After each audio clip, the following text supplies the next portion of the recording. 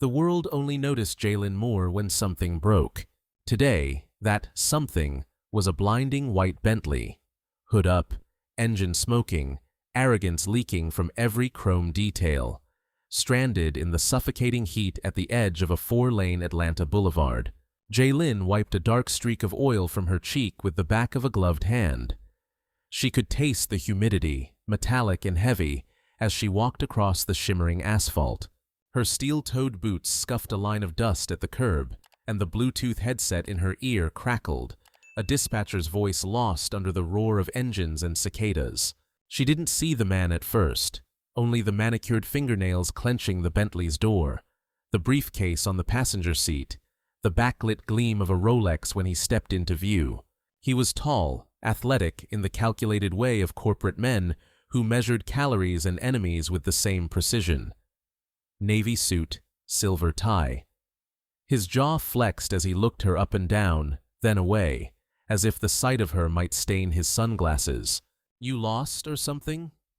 His voice was loud, bored, and sharp enough to cut glass.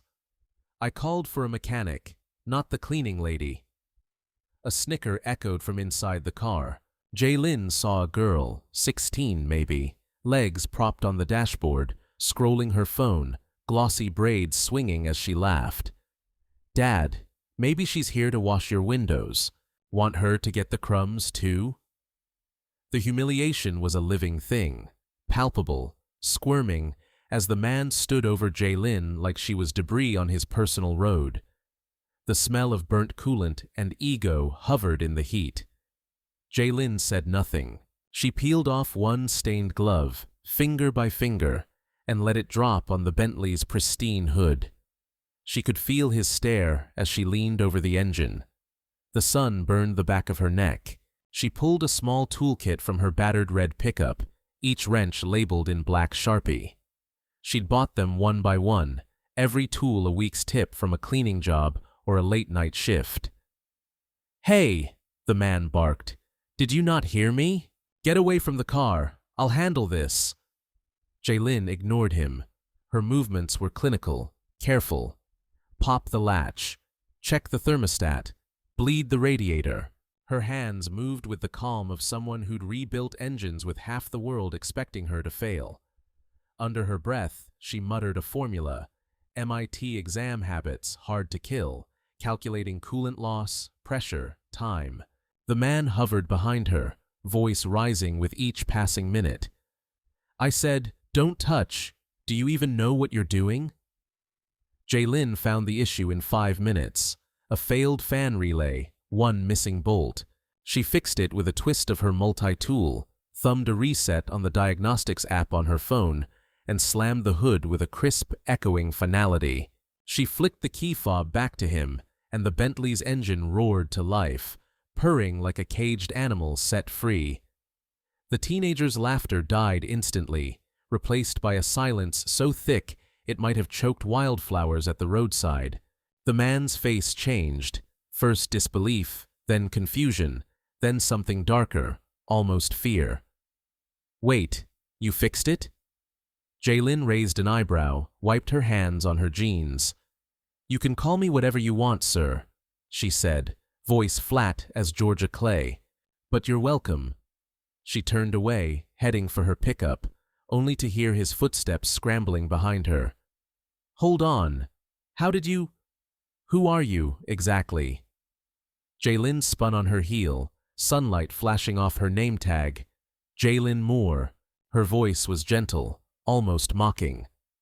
"I'm Jalen, MIT, class of 2018, top of my cohort." She let the words hang a second. "But hey, cleaning lady works too, if that makes it easier to swallow." The girl in the car gaped at her, phone forgotten. The man's jaw slackened as the engine idled, sweet and smooth behind him. The city hummed with indifferent heat. Jalen could feel sweat pooling under her collar, could feel her own pulse pounding in her ears. Every word, every movement, every calculated silence. Practice, not accident. You don't get to be a black woman in a man's world, especially in a grease-stained uniform, without learning the art of turning contempt into fuel. The man, Mr. Bentley, she labeled him in her mind, all suits and scorn, flushed a deep red. His hands fumbled for words. I had no idea. You just looked. Jaylin cut him off with a look. Like what? Like someone who shouldn't know more about your car than your dealership? Like someone who doesn't fit your idea of who's allowed to be smart? She let the question hang, heavy and sharp, daring him to finish the thought. A sliver of shame crossed his features. The daughter in the car was silent now, watching Jaylin as if seeing a new law of physics in motion. Look, he said finally, stumbling. I didn't mean, maybe you could, I don't know, give me your card? I might need someone like you. Jaylin's face was unreadable. She reached into her pocket and tossed him a battered business card. You don't need someone like me, she said, her tone calm but edged. You need to rethink who you're looking down on. She got into her truck. The air inside was stuffy but safer. Her hands trembled as she started the engine, not from fear, but from the electric release of finally saying out loud what she'd wanted to shout for years. As she pulled away, she looked in the rearview mirror. The man was still standing in the heat, the business card limp in his hand. His daughter watched Jaylin drive away, her own reflection caught between disbelief and something like admiration. Jaylin's phone buzzed.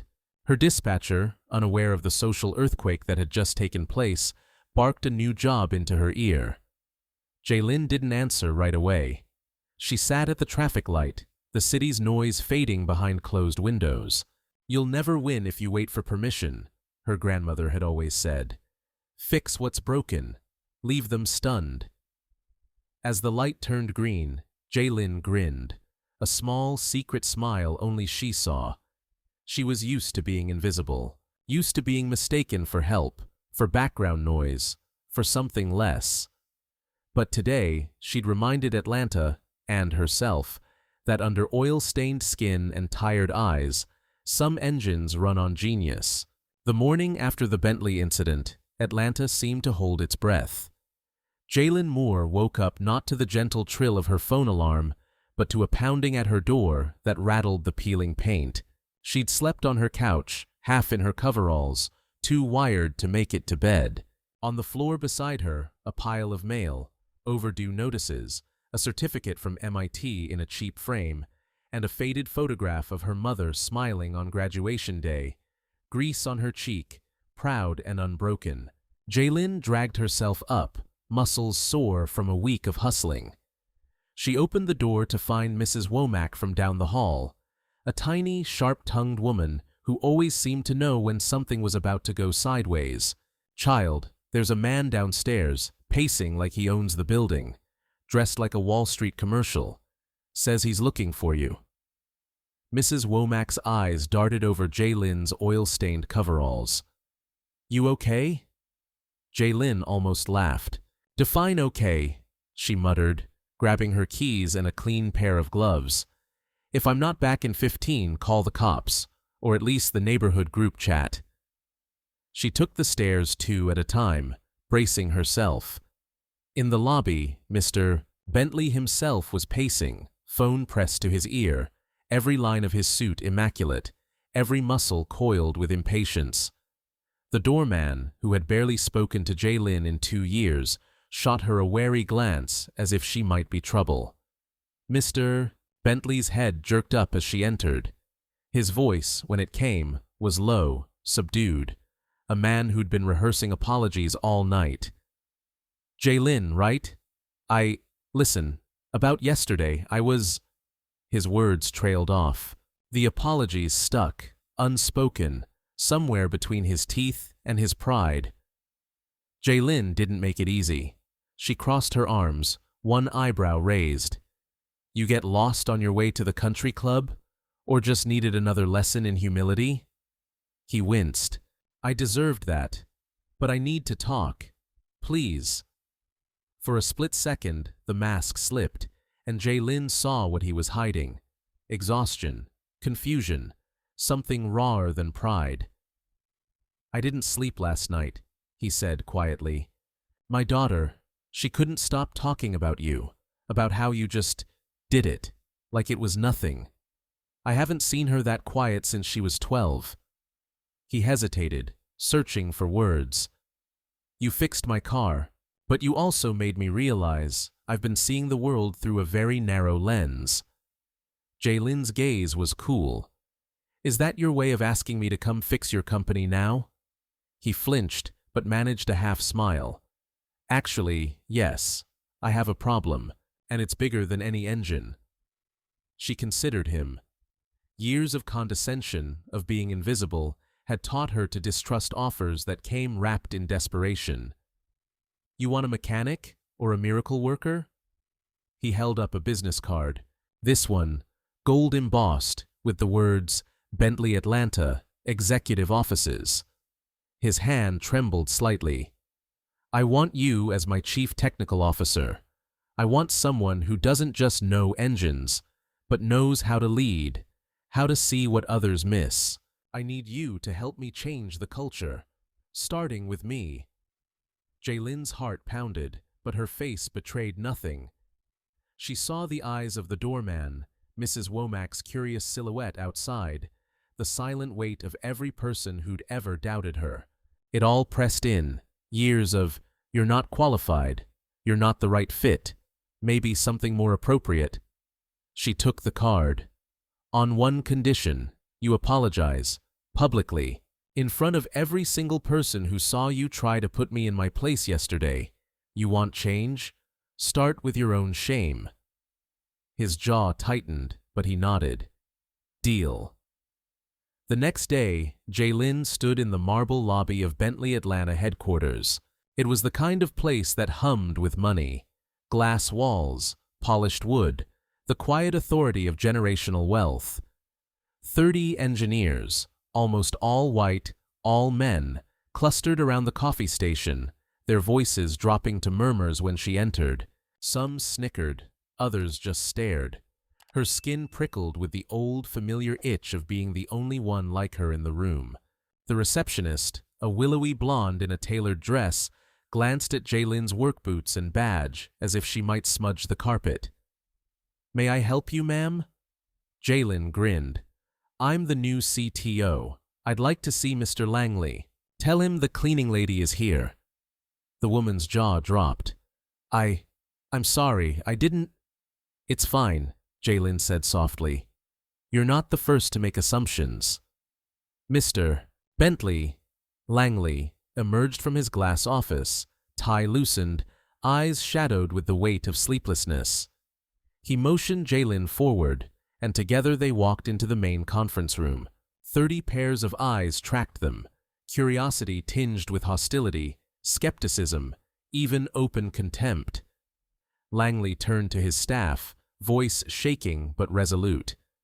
"I owe you all an apology," he said, and for the first time, Jaylin saw him as human. "Yesterday, I judged someone by her appearance, by her skin, by her uniform, by her gender. I was wrong.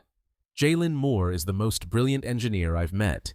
She saved me from my own stupidity, and if any of you have a problem working under her, you're free to leave now." A stunned silence. 1 or 2 engineers shifted, restless. No one moved. Jaylin watched their faces. Some were blank, others uncomfortable.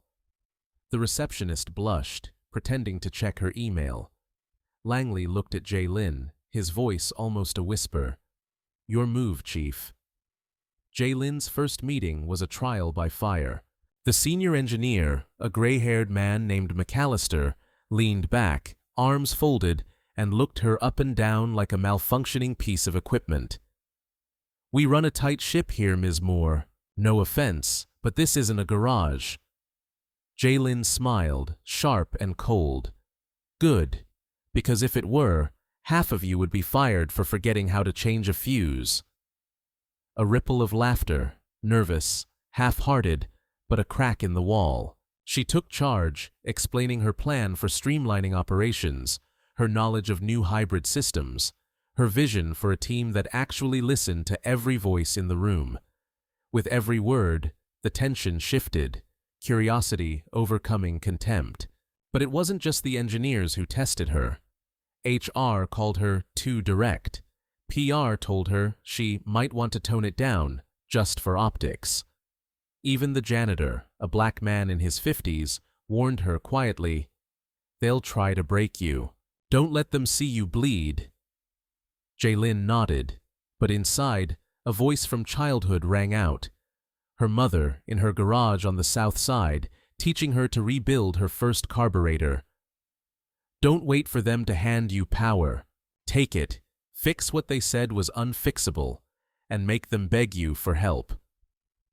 After her first week, the pressure mounted. Langley called her at midnight, worried. "I thought things would change overnight. I thought, once they saw how good you are, they'd get over it." Jaylin shook her head. "Bias isn't a computer bug you patch in a day. It's an engine that's been overheating for decades. It gags when the pressure's on. You want real change? Let it seize up. Then build it right, from the inside." Langley was silent. "How do you do it?" he finally asked. "How do you keep going?" Jaylin thought of her mother's hands, calloused, gentle, always moving. She thought of every customer who refused to meet her eye, every teacher who said, "Maybe you should try nursing instead," every door that had slammed in her face. She smiled, tired but unbroken. "You know how you keep an old engine running, Mr. Langley? You learn its every weakness, you listen for the knocks, and when it finally stalls, you build something better. You don't ask for permission." The call ended. Jaylin sat in the blue glow of her apartment, city lights flickering beyond cracked blinds. For the first time, the weight was lighter, the world a little less cold. She knew tomorrow would be another battle, but tonight she let herself dream of engines that never failed, of teams who listened, of girls in grease-stained uniforms who changed everything. The storm had been building all week. Jaylin felt it in the stares at every meeting, in the emails sent behind her back, in the way certain engineers forgot to include her on calls about the hybrid project she was now leading. But she didn't flinch. She worked, she listened, she fixed the things others ignored. It was on Friday morning that the first real blow landed.